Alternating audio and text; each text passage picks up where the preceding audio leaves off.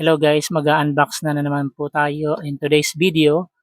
So sa video na ito, maliit lang po yung i-unbox natin. So bagong deliver po ito sa binili natin sa online shop.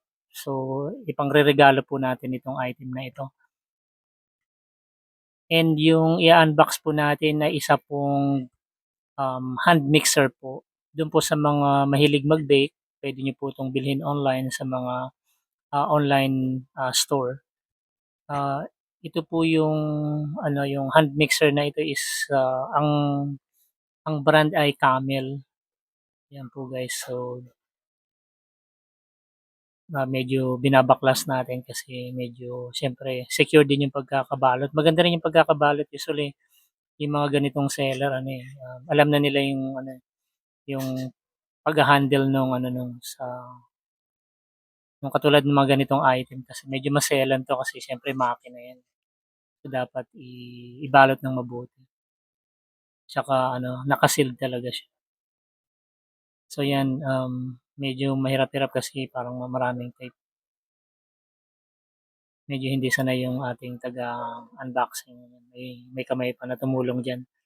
'Yan guys, so bubuksan na natin. Ito po yung mga kasama kapag bibili kayo ng ng hand mixer. Dapat meron siyang yung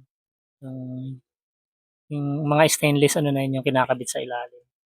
Ayan oh, balot na balot. Kahit dun sa loob siya, bubble wrap. Para kahit ihagis-hagis kasi siyempre yung pag-deliver niyan bultuhan yung mga nagpi-pick up niyan, so hinahagis-hagis yan. So kung may bubble wrap, so protected yung item. So less yung yung risk ng ma-damage yung product. Especially pag mga ganito talaga. Pero kung heavy duty naman yung item, hindi naman basta nasisira yan. Wag lang talagang sasadyain. Yan, so yan nakalabas na yung maganda yung niya, handy. So medyo cute. Yan, ito po yung mga kasama. So dalawang yan. Yung 'pag nagmi-mix kayo dun sa 'di ba 'pag usually nakakaalam nito yung mga baker, eh. Kasi nga naman kung hindi niyo nakokontrol kung machine sa sobrang lakas. Ito kasi handy.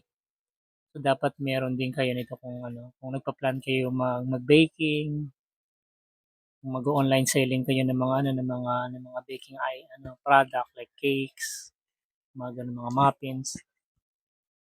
So yun ito po yung mga ginagamit. So kung wala pa po kayong pambili ng kasi medyo mahal din yung yung instant mixer, eh. So ito po, ₱700 lang po kasi sale na nabili natin. Usually kasi ang bentahan ng usual na mga regular hand mixer na katulad nito is nasa 1,000 plus, hindi bababa na 900. So yan, maganda po yung ng makina niyan. So malakas kasi mararamdaman niyo naman po. Tsaka meron siyang 5 speed. So far maganda yung niya item.